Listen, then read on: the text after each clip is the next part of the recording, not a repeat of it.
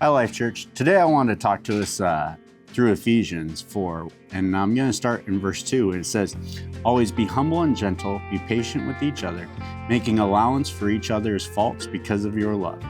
Make every effort to keep yourselves united in the Spirit, binding yourselves together with peace. For there is one body, one Spirit, just as you have been called to one glorious hope for the future." And then continues to go on to tell us about God here and Jesus and what he did for us and us being of one faith. And then when you continue down, it starts talking about the gifts that God's provided for us. And he starts to talk about ministers and pastors and teachers and evangelists and that. And it's really interesting to me because so often that first part we get, walking in love, and we do really good with that. But then we tend to lose the unity side of it, I believe.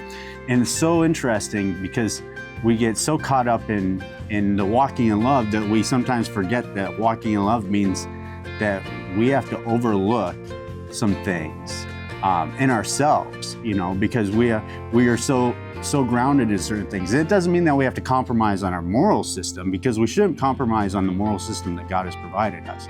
But sometimes we need to look at others with forgiveness and with love, and we need to walk in that towards them and for the unity of the body. And likewise, there's some things inside of ourselves that sometimes we're not morally right with. And I think it's always funny because when we're on that stage of that whole entire, or on that line of it, we're always so indignant about, well, they're judging me or they're looking down on me. But the reality is that we're feeling our own condemnation, and we're just not okay with it, but we like to justify what we're going through, so we'll say, well, it's them, instead of looking at the unity from that side.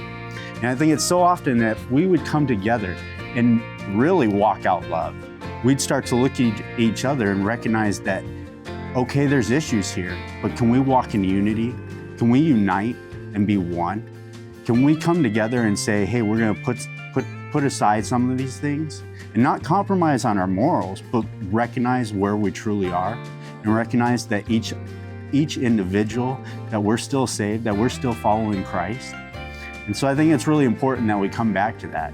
And I think that as believers, when there is something that someone isn't morally doing right as a believer, sometimes that's the best message, honestly, is because if they're willing to still look at me in love, even though I'm falling away from something, I'm actually willing to listen to what they have to say then. And it doesn't mean that I have to give up where my moral stance is on things, but I'm at least going to listen to what they say. And I think it's really important. And the other thing that it continues to say is it talks to us about pastors and teachers and that God's provided for the body. And that's where that's really key, because those individuals are there to point us in the right direction of that godliness, to point us in the right direction of that moralness, so we can start changing and transforming our lives.